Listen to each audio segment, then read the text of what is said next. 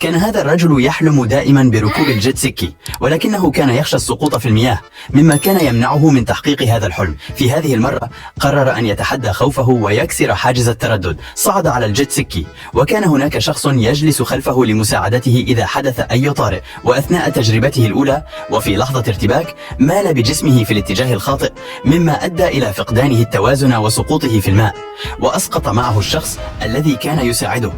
أستطيع أن أضمن أن هذا هو أسلوب الفن الأكثر تميزاً الذي ستراه على الإطلاق، لأن هذا الفنان لديه طريقة مثيرة للاهتمام في إبداع أعماله الفنية. أقول ذلك لأنه كما ترى يستخدم قماشاً دائرياً دواراً مع بعض الألوان الزاهية في أعماله. لا يقتصر على إنشاء تصاميم مسطحة ثنائية الأبعاد فقط، بل يضفي عليها أيضاً تأثيراً ثلاثي الأبعاد عن طريق تدوير القماش أثناء رسمه، وكل ذلك بهدف إبهارك وإعجابك.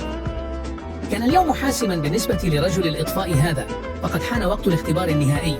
القاعدة كانت واضحة وبسيطة، أمامه 15 ثانية فقط ليقفز عبر ثقب في ورقة وينزل بسرعة، وإلا فلن يحصل على الوظيفة. بمجرد أن بدأ المؤقت بالعد التنازلي قفز دون أي تردد. في لحظة فاجأت الجميع، فقد دخل الثقب ونزل من ارتفاع 300 متر. هذا التدريب المصمم خصيصا يهدف لتجهيز رجال الإطفاء للنزول السريع في حالات الطوارئ القصوى. ورغم شجاعته واحترافيته لم ينل من التقدير سوى إعجابين فقط. وصل هذا الرجل إلى الحديقة بسيارته، وفور وصوله بدأت الأنظار تتجه نحوه، وانهالت عدسات الكاميرات لالتقاط الصور. لم يكن السبب في ذلك شهرته أو مظهره، بل كان حجم سيارته الصغير بشكل لا يصدق. بدت السيارة ضئيلة للغاية، لدرجة أنه بالكاد يمكن وضع حذاء داخلها. ومع ذلك كانت المفاجأة الكبرى عندما اكتشف الحاضرون أن هذه السيارة رغم صغر حجمها تعد واحدة من أغلى السيارات في العالم. إذا سافرت يوما إلى اليابان ورأيت تلك التماثيل فلا تمر بجانبها دون أن تسقيها بالماء، فهي ليست مجرد منحوتات جامدة، بل أشخاص حقيقيون. نعم، ما إن يسكب أحدهم الماء على ذلك التمثال حتى يستيقظ فورا، كأنما كان في سبات لا تنخدع بحجم هذا التمثال الصغير. فهو ليس طفلا كما قد تظن، بل فنان بارع يضغط جسده داخل القالب بإتقان مذهل، كل ذلك فقط ليجل إعجابك. ذهبت تلك الفتاة إلى حفل عيد ميلاد صديقها بحماس وسعادة، وقبل أن تجلس على الكرسي لاحظت وجود كرتونة موضوعة عليه. بدافع الفضول والترتيب التقطتها بيديها ووضعتها على الطاولة دون أن تدري ما كان تحتها. في تلك اللحظة كان صديقها يبحث عن كعكة عيد الميلاد، لكن الصدمة عمت المكان عندما اكتشف الجميع أن الكعكة لم تكن في الكرتونة، بل كانت قد جلست عليها دون أن تشعر. بعد تعرض هذه الفتاة لحادث سيارة مروع كاد أن يودي بحياتها، فقدت قدرتها على المشي أو الوقوف بمفردها. وخلال هذه الفترة العصيبة لم يتخلى عنها زوجها لحظة واحدة، بل ظل بجانبها يدعمها بكل حب وإخلاص. ولكن جاءت تلك اللحظة الفارقة عندما قررت أن تحاول الوقوف لأول مرة دون مساعدته، وما إن أدركت أنها نجحت في الوقوف بمفردها حتى غمرتها سعادة لا توصف. فقد بدأت ترى تقدمها الحقيقي بأم عينيها. أليس هذا الثنائي مثالا رائعا للإرادة والحب الذي يستحق الإعجاب؟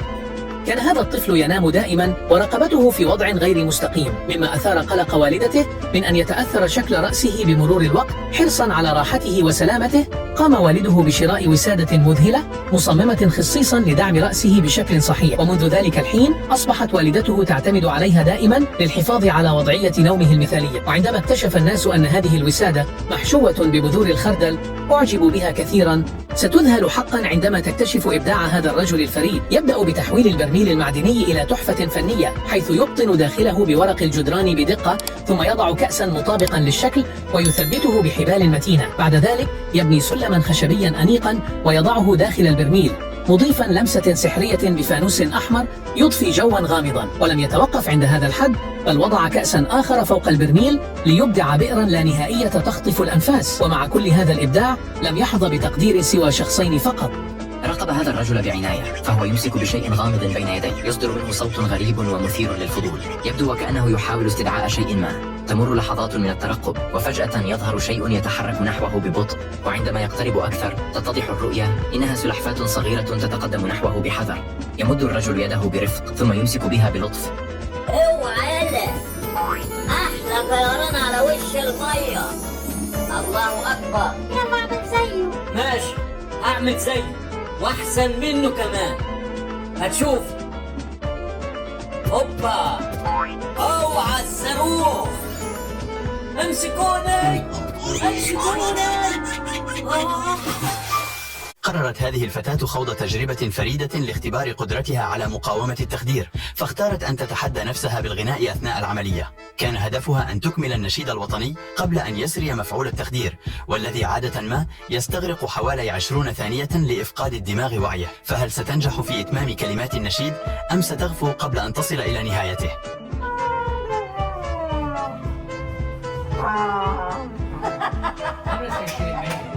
كان هذا الرجل يعمل في أحد أفخم الفنادق ذات ال5 نجوم، وكان يروي لأصدقائه بفخر أسرار إتقان ترتيب السرير وفق المعايير الراقية لهذا المكان. بدأ بخطوة مذهلة حيث فرد الغطاء بحركة واحدة سلسة ومتقنة وكأنه محترف في فن الضيافة، وبعد إنجازه للجزء الأصعب أضاف لمسات أخيرة بعناية ودقة ليضمن أن كل التفاصيل مثالية. مهاراته الاستثنائية أدهشت من حوله ونالت إعجاب الجميع. ألا يستحق ذلك تقديرا؟ هيا يا أولادي لنعبر هذا المصرف معا. أنا أشعر ببعض الخوف من أن يسقط أحدكم. يا إلهي، ماذا يفعل هؤلاء الناس؟ ألا يخافون أن يسقط أحدهم في هذا المصرف؟ هذا طريق، ويجب أن يكون هناك جسر صغير على هذا المصرف حتى يتمكن الناس من العبور بأمان. حسنا، سأتصرف الآن وأقيس المسافة أولا. يبدو أن هذه الصخرة جيدة لعمل جسر مؤقت. دعونا نبدأ بقياسها الآن. سأحملها رغم أنني أعلم أنها ثقيلة جدا، وإذا كان هذا سيجعلكم تشتركون وتضغطون على إعجاب للفيديو فسأفعل ذلك بكل سرور. ها أنا قد انتهيت من وضعها، أليس هذا رائعا؟ ما رأيكم يا أصدقائي فيما فعلت؟ سأقوم بتثبيتها أيضا بحجر صغير حتى لا يسقط أحد أثناء العبور. اسمحي لي أن نلقي نظرة. حسنا، ما هذا التنين القذر؟ لماذا تقوم برمي التنين في الأرض؟ أختي لا تبكين، سوف أصنع لك تنينه كبيره جدا. ها قد أتيت بالخرزان وبدأت في تقطيعه وتجميعه، وأيضا استخدمت بعض الفل من فضلك. ماذا تصنع أيها الغبي؟ هل ستفعل تنينا من هذا الخذران القذر؟ ابتعد عنه، أنت شخص محبط بالتأكيد. سوف أنجح في أن أصنع تنينا كبيرا. هل تعتقد أن الناس سيعجبهم هذا التنين ويشتركون في القناة ويدعموننا بلايك؟ أخي، أعتقد ذلك لأني سوف أصنع تنينا كبيرا. ها قد انتهيت من التنين. يا أختي، هيا لنجربه. إنه تنين ضخم وجميل جدا والكثير من الناس سيعجبهم. هذه الفتاة الصينية تمتلك موهبة مذهلة في عملها، فهي تبدو وكأنها ترسم لوحات فنية بخيوطها المتقنة. بمهارة فائقة تمسك الخيط في يد وتنسجه بالأخرى بحركات سلسة ودقيقة. الحركات التي تتطلب من البعض وقتا وجهدا طويلين تكاد تأخذ منها بضع ثوان فقط، وكأنها خلقت لتتقن هذا الفن. أليس هذا الفتاة تستحق إعجابنا؟ في عالم تسوده النفايات والتبذير، ظهر هذا العامل البسيط كبطل خفي يعمل في مطعم ويرى يوميا كميات كبيرة من الطعام الجيد تلقى في القمامة، لكن بدلا من التفرج بصمت على هذا الإهدار قرر أن يصنع فرقا. في نهاية كل ليلة يقوم بتعبئة بقايا الطعام الطازج بعناية، ليس بهدف التخلص منها بل لتقديمها إلى من هم في أمس الحاجة إليها، المشردين الذين يكافحون في الشوارع من أجل وجبة تسد جوعهم. عندما لمح الحلاق بقعة صلعاء على جانب رأس الشاب لم يتردد لحظة واحدة. بذكاء وسرعة قام بقياس المنطقة باستخدام شريط قياس صغير، ثم أحضر مجموعة مدهشة من الشعر الصناعي. وضع الشعر بعناية فوق البقعة الصلعاء، لكنه بدا في البداية طويلا جدا وغير متناسق. بصبر ودقة بدأ الحلاق في قص الشعر وتشكيله ليصنع تحولا مذهلا حول مظهر الشاب. النتيجة كانت رائعة لدرجة أن الشاب بدا وكأنه استعاد شبابه مرة أخرى. ولكنك لم تعجب بالفيديو. كان هناك مسابقة عائلية ممتعة حيث قدم كل فرد من أفراد الأسرة نوعا مختلفا من الآيس كريم لطفل صغير. كانت القاعدة بسيطة، الشخص الذي يختاره الطفل ليأخذ منه الآيس كريم سيفوز بمبلغ من المال. اندهش الطفل لرؤية كل هذه الأصناف اللذيذة من الآيس كريم تعرض أمامه بإغراء. بدأ الطفل بتذوق الآيس كريم الموجود بجانبه، لكنه لم يعجبه، ثم تذوق صنفا آخر من والده واختاره أخيرا. كل يوم عندما يقوم موزع المياه بنقل الزجاجات على دراجته النارية من منزل إلى آخر، يتساءل الكثيرون كيف يمكنه حمل هذه الكمية الكبيرة على مركبة صغيرة. أولا، يتم تثبيت الزجاجات بإحكام على جانبي الدراجة باستخدام أربطة قوية لضمان استقرارها. بعد ذلك يتم توزيع الوزن بعناية للحفاظ على توازن الدراجة أثناء القيادة. وأخيرا يتم تأمين الجزء العلوي والسفلي من الحمولة بحذر، مما يضمن ثبات الزجاجات وسلامة الرحلة حتى الوصول إلى الوجهة. في أحد المتاجر الهادئة سقط روبوت على الأرض بطريقة مثيرة للشكوك. مر رجل بجواره وظن أنه قد تحطم بسبب قدمه ويده الملتوية. بدافع من الفضول وحب المساعدة قرر الرجل تقويم قدم الروبوت، غير مدرك أن هذا الروبوت ليس بحاجة إلى مساعدة. بمجرد أن وقف الروبوت على قدميه بدأ البحث عن صاحبه. عندما ذهبت هذه الفتاة إلى السرير بعد يوم عمل شاق، أدركت أنها نسيت إطفاء الضوء، فقررت استخدام الليزر حتى تتمكن قطتها من إطفائه، ولدهشتها فهمت قطتها الرسالة ونفذت المطلوب. تخيل هذا المشهد المثير. قامت امرأة ذكية بتحدي شقيقها بمهمة شبه مستحيلة. أدخلت غطاء زجاجة النبيذ إلى الداخل باستخدام مطرقة، ثم تحدته أن يخرجه. إذا نجح فسيحصل على جائزة ضخمة $1000. بذكائه وسرعة بديهته أخذ الأخ الزجاجة وأدخل فيها كيسا بلاستيكيا، ثم نفخ الهواء بداخله. وبحركة عبقرية تسبب ضغط الهواء في دفع الغطاء للخارج بكل سهولة، وأثبت أن الذكاء أحيانا أهم من القوة. هذه المادة الكيميائية التي في يد الفتاة قوية جدا لدرجة أنه بمجرد وضعها على أي شيء ستزيل لونه على الفور وتجعل منه جديدا، ثم تزيل جميع الألوان بسهولة باستخدام عصا. ليس هذا فقط، بل حتى لو سكبته على أي إناء آخر بعد أن يجف لبعض الوقت سيزيل لون ذلك الإناء مثل المبلاس. وفعلت الفتاة كل هذا من أجل إعجابك. في عام 1983 تعرض 5 غواصين لحادث مأساوي عندما تم سحبهم مع معداتهم عبر خط أنابيب نفط بعد فتح صمام الضغط. تسبب هذا الضغط الهائل في دفعهم إلى جزء أعلى من الأنبوب، حيث كان هناك بعض الأكسجين. عندما استعادت المجموعة وعيها عانى أحدهم من كسور شديدة، بينما أصيب الآخرون بجروح مختلفة، ووجدوا أنفسهم محاطين بالظلام ومزيج من الزيت والماء. قرر الغواصون الزحف عبر الأنبوب للبحث عن مخرج، وبعد ساعة من الجهد تمكن أحدهم ويدعى كريس من الوصول إلى جزء مغمور بالمياه تماما. في اللحظات الأخيرة استطاع كريس الوصول إلى منطقة مفتوحة وتم إنقاذه. أبلغت الشركة عن الحادث وتوسلت لإنقاذ زملائي، لكن الشركة قررت التخلي عن العملية بسبب التكاليف الباهظة والخسائر المحتملة. وبعد 5 أيام أعلنت الشركة وفاة الغواصين، وقد عاش الغواصين 4 أيام داخل الأنابيب، ولكن نفذ الأكسجين في اليوم الخامس وماتوا ال4. تحول ما كان يمكن أن يكون عملية إنقاذ بطولية إلى مأساة بسبب جشع الشركات. لاحقا رفع كريس دعوى قضائية ضد الشركة، لكن القضية بقيت دون حل. لماذا يتم لف الأطفال حديث الولادة بهذه الطريقة؟ ألا يعد ذلك قسوة، حيث لا يستطيعون حتى التحرك؟ في الواقع يولد الأطفال مع ما يعرف بمنعكس مورو، وهو رد فعل لا إرادي يجعلهم يمدون أذرعهم فجأة عند الشعور بالسقوط أو التعرض لحركة مفاجئة. هذه الظاهرة تكون نشطة بشكل خاص أثناء النوم، مما يعني أن أي اضطراب بسيط مثل صوت مفاجئ أو حتى صوت تنفسهم قد يوقظهم. لذلك فإن لفهم بإحكام يساعد على تقليل هذه الاستجابات العشوائية، مما يعزز نوما أكثر استقرارا وراحة للأطفال. بعد هطول أمطار غزيرة تحولت شوارع منطقتهم إلى أنهار جارفة، مما أدى إلى محاصرة مجموعة من الأطفال داخل حافلتهم المدرسية. وبينما كانوا ينظرون بقلق من النوافذ عاجزين عن الخروج، ظهر فجأة أب شجاع لم يتردد لحظة واحدة في اتخاذ قراره. بروح البطولة والتفاني اندفع لمساعدتهم، متحديا المياه المتدفقة لإنقاذهم من هذا الموقف الصعب. قرر المعلم أن يخوض مع طلابه تجربة مثيرة وفريدة من نوعها، السفر عبر الزمن. طلب منهم أن يمسكوا بأيدي بعضهم البعض، ثم دخلوا جميعا إلى ما أطلق عليه آلة الزمن. لحظات قليلة مرت وسط الترقب والدهشة، وفجأة خرج أحد الطلاب من الجهة الأخرى، لكن المفاجأة كانت صادمة. لقد بدا مختلفا تماما، تغيرت ملامحه وكأنه كبر في السن سنوات عديدة، لكن السر كان بسيطا. لم تكن هناك آلة زمن حقيقية، بل مجرد لافتة كتب عليها آلة السفر عبر الزمن. أراد المعلم أن يمنح طلابه تجربة خيالية ممتعة، وبالفعل نجح في رسم البهجة على وجوههم.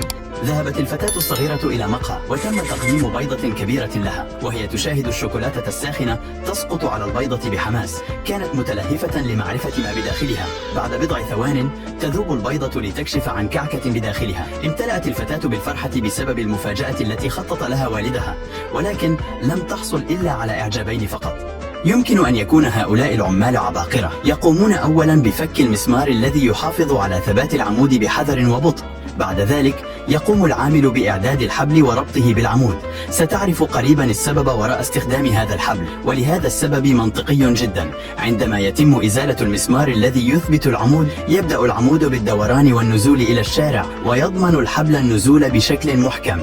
بدلا من العمل على ارتفاع، يتم قلب المصباح رأسا على عقب ليكون جاهزا لإصلاحه بسهولة على الأرض. ألا يستحق هذا العمل الإعجاب؟ هذا الرجل أنفق $100 من أجل إخفاء دولار واحد. وضعه داخل برتقالة، ثم وضع البرتقالة داخل بيضة، ثم دهن البيضة بالطلاء وخلاها تبدو مثل البيضة العادية. الرجل كان ما يزال خائفا أن يكشف، فوضع البيضة داخل تفاحة، ثم دهن التفاحة وخلاها تبدو جديدة. وبعد ذلك حفر حفرة صغيرة في باب المنزل، ثم وضع التفاحة ووضع بعض لب، ثم وضع المعجون ودهن المكان وجعله يبدو مثل الباب الرئيسي. أبي وأمي، لماذا تقومان بهذا العمل الذي يبدو عديم الفائدة؟ انتظري قليلا يا ابنتي، نحن نصنع بركة صغيرة للأسماك، وهذا الطلاء سيجف ويصبح مادة صلبة لا تتسرب منها الماء أبدا. ولكن كيف ستعيش السمكة في هذا الطلاء يا أبي؟ وهل تعتقدان أن الناس سيعجبهم الفيديو وسيقومون بالإعجاب والاشتراك؟ أعتقد أنهم سيعجبهم الفيديو لأننا نقوم بإنقاذ الأسماك الصغيرة. هل تخشى أن يتبلل هاتفك أثناء غسل يديك في الأماكن العامة؟ في اليابان تم ابتكار حل عبقري، مكان مخصص يوضع فيه الهاتف يتم غلقه أوتوماتيكيا لحمايته من الماء أثناء غسل اليدين. يبقى الهاتف آمنا تماما داخل الجهاز، بينما يتمكن المستخدم من غسل يديه بحرية دون القلق على الهاتف. تخيل هذا المشهد الآن بسيارة متحركة. أثناء سيرها يقترب هذا الرجل بخفة وسرعة، يأخذ جوز الهند من السيارة المتحركة لتبدو وكأنها لحظة جريئة أو حتى مشبوهة. لكن ما أن تهدأ دهشتنا نكتشف أنه لم يكن سوى تصرف مليء بالمسؤولية. الرجل قد دفع مسبقا وأخبر السائق بما سيفعله ليحول هذا الموقف إلى لحظة إنسانية رائعة. والأروع من ذلك أنه وزع جوز الهند على المرة أثناء سيره في الشوارع، ناشرا الابتسامات والفرحة بين الناس. إنها لحظة تجمع بين البساطة والإبداع في نشر الخير. انظر، حتى الفشار لم يسلم من إبداع الصينيين، فقد ابتكروا طريقة مميزة لبيعه داخل كيس يحتوي على الزيت والتوابل. بمجرد فتح الكيس وتسخينه يتحول الفشار إلى لون ذهبي شهي، وبعد ذلك يغطى الطبق ويترك جانبا، أو يمكن إزالة الغطاء فور بدء صوت الفرقعة لتفاجأ بفشار جاهز بألوان متعددة.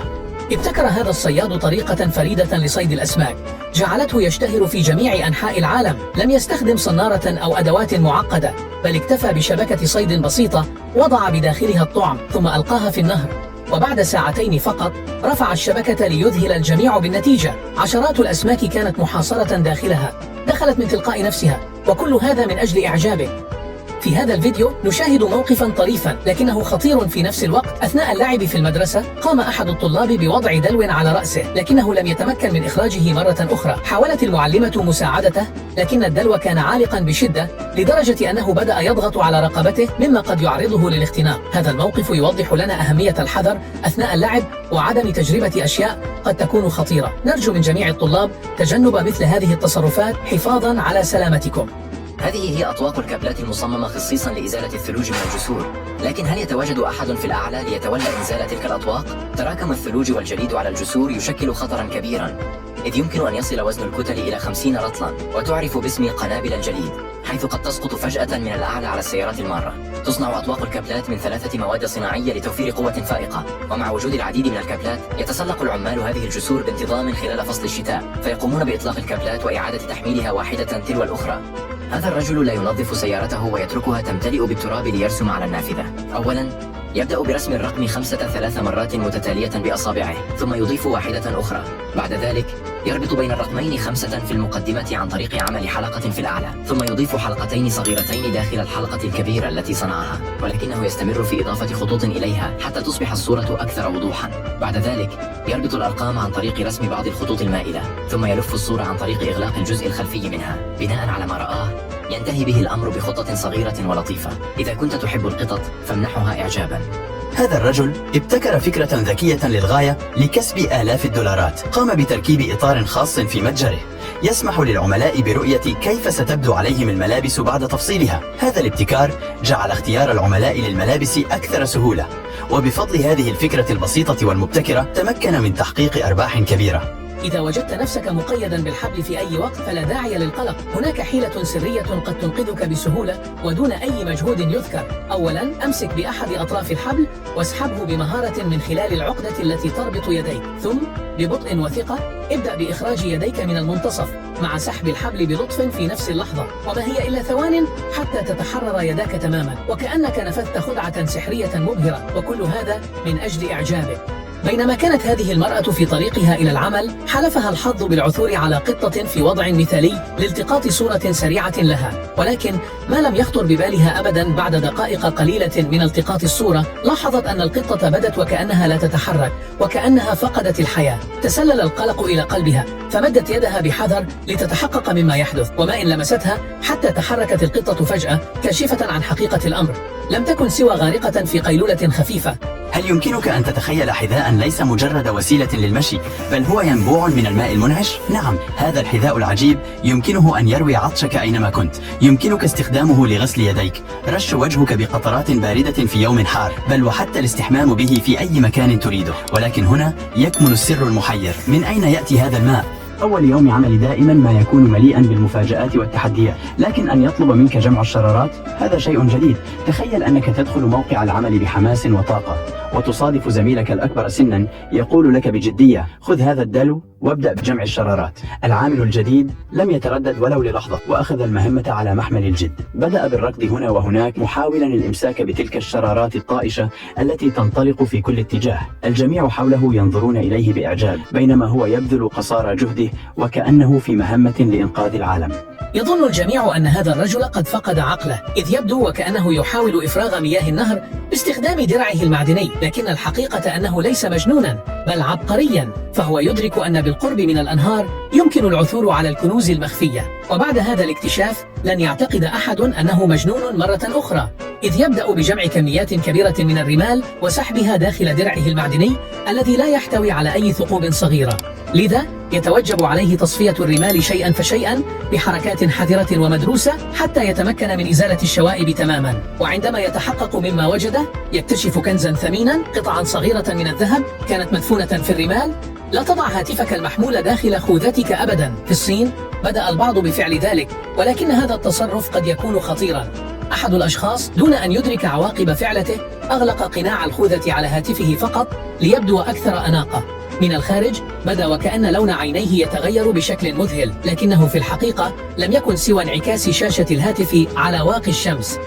يبدو أن هذا السيف يحمل سرا غامضا، فهل هو سيف عادي أم أنه سحري؟ يقال إنه أسرع من الضوء لأن العيون البشرية لا تستطيع حتى رؤيته. إذا وضعت عود أسنان من خلال هذه الفتحة يبدو الأمر كما لو أن السيف الصغير يشق طريقه مباشرة، ولكن في الواقع إنه يتحرك بسرعة فائقة في الاتجاه المعاكس. يمكنك إعادة مشاهدة هذا الفيديو لمعرفة ما إذا كانت عيناك تتمتعان بالقوة الكافية لرؤيته، ولكن إذا كنت لا تزال لا تصدق ذلك فجرب وضع إبهامك على الجانب الآخر وسترى أن السيف سيتوقف فجأة.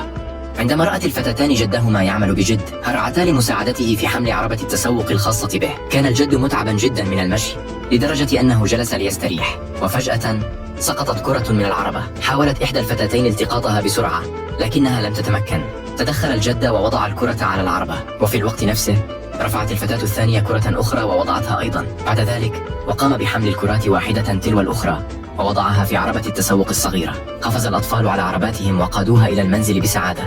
تخيل هذا المشهد، جندي شجاع يضع يده وسط سرب من النمل الأحمر الشرس، حيث يبدأ النمل بالهجوم والعض فور ملامسة اليد. إنه تدريب لا يختبر فقط قوة التحمل البدني، بل يكشف عن شجاعة لا مثيل لها. يمكننا أن نتخيل الألم الذي يتحمله هذا الجندي، ومع ذلك يظل ثابتا متحديا كل الصعاب. أليس هذا مثالا حيا على الشجاعة التي تستحق الإعجاب؟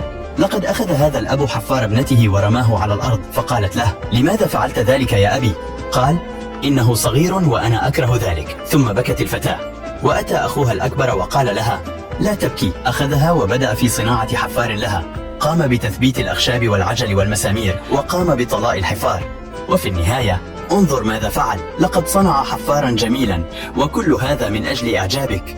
قرر طلاب الجامعات الذين يعانون من الملل الشديد في غرفهم أن يبتكروا طريقة جديدة لقضاء الوقت. قاموا بجمع جميع المراتب التي كانت في غرفهم ووضعوها في الممرات بين الغرف، وكل واحد منهم وقف على مرتبته وانزلق للخلف بسرعة. كان الهدف الأساسي من هذه المغامرة هو التخفيف من الشعور بالملل. إذا واجهت خطر السقوط من مكان مرتفع فإن هذه السراويل الذكية ستكون الحل المثالي لإنقاذك. تم تصميمها بخطوط مطاطية مبتكرة تعمل على الالتصاق بمعظم الأسطح الجافة، مما يضمن ثباتك ويمنعك من السقوط. السقوط من الأماكن العالية يشكل أحد أكثر الحوادث المميتة شيوعا، ولكن مع هذه السراويل الآمنة يمكنك الشعور بالاطمئنان والحفاظ على سلامتك في المواقف الخطرة.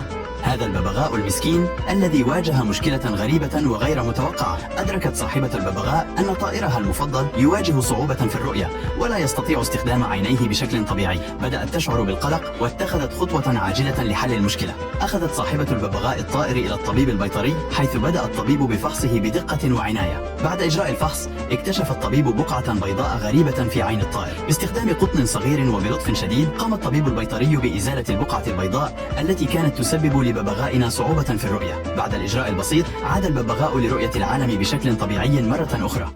قرر هذا الشاب عملا مقلبا في صديقه وأراد أن يكون المقلب قويا. أحضر صورته ووضعها في برطمان مملوء بالماء، ثم أضاف بعض اللون الأحمر. قام بوضع قطرات من اللون الأحمر على الأرض، وعندما جاء صديقه شاهد الدم على الأرض ولم يفهم من أين أتى هذا، ثم بدأ بالتتبع الأثر حتى وجد البرطمان الذي يحتوي على صورته، وكانت هذه هي ردة فعله. تعد الأسوار الكهربائية حلا مبتكرا لحماية الممتلكات والمزارع، حيث تعمل على إرسال نبضات كهربائية قصيرة وعالية الجهد عبر سلك مكهرب. ورغم ذلك لا يتعرض الشخص أو الحيوان للصعق المستمر، بل تسبب النبضات صدمة كهربائية مفاجئة تشكل رادعا فعالا دون إلحاق ضرر دائم. هذه التقنية الذكية تستخدم لمنع المتسللين من الدخول والحفاظ على الحيوانات داخل المزرعة ومنع الحيوانات المفترسة من الاقتراب، مما يوفر مستوى عال من الأمان والراحة لأصحاب الأراضي والمزارع. قالت المعلمة لطلابها: من يستطيع حل هذا اللغز سيتمكن من مغادرة الصف مبكرا اليوم. بدا التحدي بسيطا في البداية، كل ما عليهم فعله هو ربط الدوائر ذات اللون نفسه على السبورة واحدة تلو الأخرى. حاول الطلاب جاهدين، لكنهم جميعا أخفقوا في إيجاد الحل الصحيح. وبينما كانوا يائسين تقدم أحد الفتيان بثقة متأملا في الفوز بالمكافأة. نظر إلى السبورة بتمعن، ثم بخطوات واثقة رسم الحل ببساطة وسهولة. في لحظة كان اللغز محلولا وسط دهشة زملائه وإعجاب معلمته.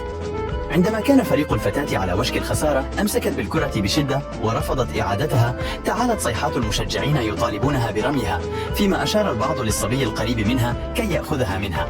أما لاعب الفريق المنافس فابتسم بدهشة غير مصدق لما يحدث. الغريب أن المشجعين رغم حاجتهم لكل ثانية لم يضغطوا عليها لإعادة الكرة، وكأن الجميع كان يستمتع بلحظة التحدي الصغيرة هذه، بينما كانت الفتاة دون أن تدري تساهم في إضاعة الوقت وخسارة فريقها. في عالم عروض الماشية وبعد تقييم دقيق لكل حيوان، يعلن الحكام عن هذا الصبا البطل الأبرز في لحظة تتويج مميزة تعرف بصفعة البطل. هذه اللحظة تمثل ثمرة شهور من التدريب والرعاية البيطرية والتغذية المتوازنة، حيث يكرم الحيوان الذي يجسد التفوق والتميز. وقد نال هذا البطل إعجاب الجميع. إذا كنت تحبه لا تنسى الإعجاب والاشتراك. ربما لم يدرك هذا الرجل أن الزحليقة مصنوعة من الجليد، ولكن بمجرد أن جلس ابنه الصغير على كرسي صغير ودفعه بلطف، بدأ الكرسي في التحرك ببطء ثم تسارع بشكل غير متوقع. ومع ذلك لم يظهر الطفل أي خوف، بل استرخى تماما واستمتع بالرحلة، وكأنه كان واثقا بأن هذه الزحليقة مصممة خصيصا للأطفال، وكل ذلك من أجل إعجابكم. تحطمت آمال هذا الصبي بعد أن بذل جهدا كبيرا في بناء ممر يسمح للماء بالدخول إلى قلعته الصغيرة على الشاطئ.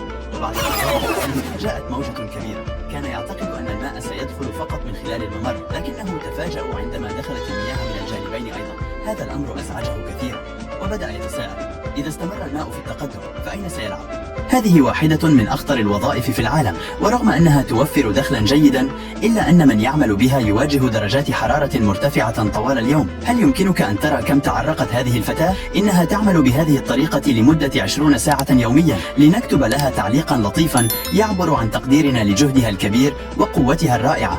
هل سمعت عن الأرجوحة الصينية الجديدة التي تتميز بأسلوبها الفريد؟ أولا، يجب على الشخص الذي يريد استخدامها أن يستلقي على ظهره بأمان وراحة، ثم يتم إعطاؤه عصا متصلة بحبل في كل يد.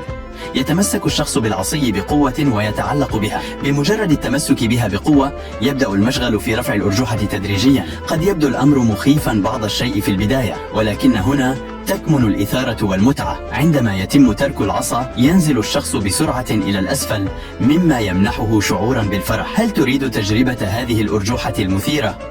وقفت المعلمة أمام طلابها بابتسامة غامضة وأعلنت: من يستطيع رسم قلب متقن على السبورة سيحصل على مفاجأة مميزة. تحمس الطلاب وبدأت المنافسة، واحدا تلو الآخر يحاولون رسم القلب المثالي. امتلأت السبورة بخطوط غير مستقيمة وأشكال غير متناسقة، حتى أن أحد الطلاب كاد ينجح، لكنه لم يتمكن من إكمال الخطوط بالشكل الصحيح. ثم تقدمت إحدى الفتيات بثقة، حملت الطباشير وبحركة سلسة ورشيقة رسمت قلبا مثاليا. إذا ذهبت يوما إلى فندق 5 نجوم فلا ترتكب الخطأ بطلب الموم الضخم. هذا الفتاة هي وصديقتها قررنا طلب الموم الخاص بالفندق، معتقدتين أنه سيكون تجربة لذيذة وسيشبعهن، لكن عند وصول النادل وقطعه للموم اكتشفتا أن داخله لم يكن سوى طبقين من الموم العادي. وبعد ذلك جاء نادل آخر ورش بعض التوابل، لكن السعر كان أعلى ب10 مرات من السعر العادي. تجربة لا تنسى، لكن بتكلفة أكبر بكثير مما توقعته. انظروا إلى هذين الشابين، إذ بدأ بوضع العديد من الحجارة على مسار القطار على أمل إخراجه عن مساره، بينما كانت هناك حمامة تراقب المشهد بأكمله. وبمجرد أن ابتعدا قليلا ليشاهدا ما سيحدث، اقتربت الحمامة وبدأت بإزالة الحجارة بقدميها، وبعد بذل الكثير من الجهد تمكنت من إزالة كل شيء ومر القطار بسلام. أليست هذه الحمامة تستحق إعجابنا؟ جاء رجل أصلع إلى الحلاق ليقص ما تبقى من شعره، فحلقه بالكامل حتى أصبح رأسه ناعما تماما. بعد ذلك قام الحلاق بدهن فروة رأسه بمادة لزجة، ثم بدأ بتشكيلها بعناية على هيئة مربع متناسق. لم يكتفي بهذا، بل غرس في الطبقة اللزجة عيدانا خضراء صغيرة وكأنها براعم تنمو على رأسه، وفي لمسة إبداعية أخيرة سكب الماء فوقها ليحول رأس الرجل إلى حوض زراعي ينبض بالحياة. هذا الرجل وضع دولارا واحدا داخل برتقالة صغيرة، بعد ذلك وضعها داخل برتقالة أكبر وقام بحشوها باللب، ثم ألصقها وصنفرها وأضاف الطلاء لجعلها تبدو طبيعية. ومع ذلك كان ما يزال خائفا على الدولار، لذلك قرر وضع البرتقالة داخل ليمونة كبيرة، حيث قام بحشوها أيضا باللب، ثم ألصقها وصنفرها وأعاد تلوينها وجعلها تبدو كأنها ليمونة طبيعية. وبرغم ذلك ظل خائفا. أخيرا وضعها داخل بطيخة كبيرة وقام بحشوها باللب ورش اللصق، ثم صنفرها ووضع الطلاء عليها ليجعلها تبدو كبطيخة حقيقية. أحتاج لونا مثله تماما. ها، من هناك، انتظر قليلا، دعني أرى ما أستطيع فعله. أهل يمكنك جعل اللون يتطابق بالضبط؟ استرح قليلا وسترى بعينيك. إذا نجحت ستعجب الناس بالفيديو. تحدي مقبول، دعنا نبدأ. سأفعل كل ما بوسعي لك، أصنع لك هذا اللون. لن يطول الانتظار كثيرا. تفضل، اللون الذي طلبته. جميل جدا، يستحق الإعجاب، سيعجب الناس بهذا الفيديو حقا. ألقى هذا الرجل بجميع قططه في قارب آخر وسط النهر بدافع الفضول ليرى إن كانت ستنقض على الأسماك التي تسبح فيه، ولكن المفاجأة المضحكة كانت أن القطط لم تعر الأسماك أي اهتمام. عندها أدرك الرجل أن اصطحابها معه في رحلات الصيد لن يفسد الأمور، بل ربما ينتهي بها الأمر بمساعدته. ومنذ ذلك اليوم أصبحت القطط رفاقه الدائمين في كل رحلة صيد. انظروا، لقد تمكن هؤلاء الرجال المبدعون من بناء سيارة كاملة باستخدام البالونات، ولكن التحدي الأكبر لم يكن في صنعها، بل في إنزالها من الطابق الثالث داخل المول دون أن تنفجر أي بالونة واحدة. تخيلوا أن انفجار بالونة واحدة فقط كان سيعني ضياع جهد 4 أيام كاملة من العمل المتواصل. بحذر شديد ودقة متناهية بدأوا في إنزال السيارة خطوة بخطوة حتى وضعوها بسلاسة في منتصف المول. والمذهل في الأمر أن هذه السيارة لم تكن مجرد شكل عشوائي، بل بدت وكأنها حقيقية تماما. أليس هذا إنجازا يستحق الإعجاب؟ لهذا السبب يتميز الأطفال في الصين بذكاء فائق، بينما يعتمد العديد من الآباء حول العالم على تقديم وجبات غير صحية لأطفالهم مثل الأطعمة السريعة والمقلية في وجبة الإفطار. يحرص الآباء في الصين على اختيار أطعمة مغذية تعزز صحة أطفالهم ونموهم العقلي والجسدي. كل صباح يقدمون لهم براعم الفاصوليا الخضراء الغنية بالفيتامينات والعناصر الغذائية الأساسية، مما يمنحهم بداية يوم مليئة بالطاقة والتركيز. هذه العادات الغذائية الصحية قد تكون السر وراء تفوقهم وذكائهم المذهل. في هذه المدرسة تم تنظيم تحد فريد من نوعه للأمهات، حيث طلب منهن التعرف على أطفالهن فقط من خلال أصواتهم. بدأ الأطفال الواحد تلو الآخر بقول كلمة أمي، وكانت اللحظات مليئة بالتشويق والمشاعر. الأم الأولى تعرفت على صوت ابنتها من اللحظة الأولى، والأم الثانية أيضا لم تخطئ في تمييز صوت صغيرتها، وكذلك الأم الثالثة نجحت في التعرف على صوت ابنتها بكل فخر. فهنا نتساءل، إن لم تكن الأم قادرة على تمييز صوت طفلها فمن ذا الذي سيفعل؟ إذا كنت تحب والديك وتقدر دورهم في حياتك، لا تنسى أن تترك إعجابا واشتراكا تعبيرا عن امتنانك وحبك لهم. انظر جيدا، ها هي الفتاة، وهنا الكلب، وهنا الطاولة. يمكنك بسهولة رؤية مدى بعد كل واحد عن الآخر، ولكن إذا لم تكن هناك كاميرا أمنية داخل المنزل فمن يدري بالضبط، قد يكون الكلب بريئا تماما. وبرأيك ما السبب الذي حطم زجاج الطاولة؟ كانت تلك الفتاة الصغيرة تفيض حماسا وهي تترقب لحظة لقاء شقيقها، وبمجرد أن رأته يقترب فتحت ذراعيها على اتساعهما متلهفة لضمه بحب، لكن بدلا من ذلك فاجأها بحركة دافئة تحمل في طياتها أسمى معاني الحب الأخوي، ليريها بطريقته الخاصة كيف يكون الحب الحقيقي بين الأشقاء. مرحبا يا أصدقاء، ممكن تدوني واحدة آيس كريم؟ لا، لن نعطيك شيئا. اطلبي من والدتك أن تشتري لك. أختي لا تحزني، سوف أشتريها لك. أوه، ليس لدي مال، ولكني سوف أتصرف لك. سأقوم بجلب الحليب من هاتين البقرتين. أهدئي قليلا واتبعيني فقط. هيا اذهبي وراء أخاك. أنا لا أريد حليب، أنا أريد الآيس كريم. أين الآيس كريم يا أخي؟ ها أنا أقوم بصنع الآيس كريم لك. هل تعتقدون أن الناس سيعجبهم هذا الآيس كريم وسيتابعون بالفيديو ويشتركون في القناة؟ أعتقد أنهم سيفعلون ذلك لأننا نقوم بصنع آيس كريم طبيعي. سوف نضعه في الثلاجة وننتظر حتى يتجمد. أختي ليلى، الآن تعالي، الآيس كريم جاهز. شكرا لك أخي، طعمه لذيذ جدا. استمعوا إلي جيدا يا أولادي. ها نحن نستمع إليك يا أبي. أنتم الآن على وشك الدخول إلى المدرسة، ويجب عليكم تعلم الأخلاق الحميدة لتصبحوا أنيقين عندما تمرون أمام الآخرين. لا تمروا هكذا، بل بهذه الطريقة لأنها أفضل، ولهذا لا نستخدم هذه الطريقة، بل نستخدم المنديل بهذه الطريقة. والآن إذا جلسنا لا نجلس هكذا، فهذا خطأ كبير. هنا الطريقة الصحيحة للجلوس. الآن اجلسوا أمامي واتبعوا تعليماتي. وهل تظن أن أحدا سوف يعجب بهذا الفيديو؟ أعتقد أن الكثير من الناس سيعجبون به، فهو مليء بالنصائح المفيدة والأخلاق الحميدة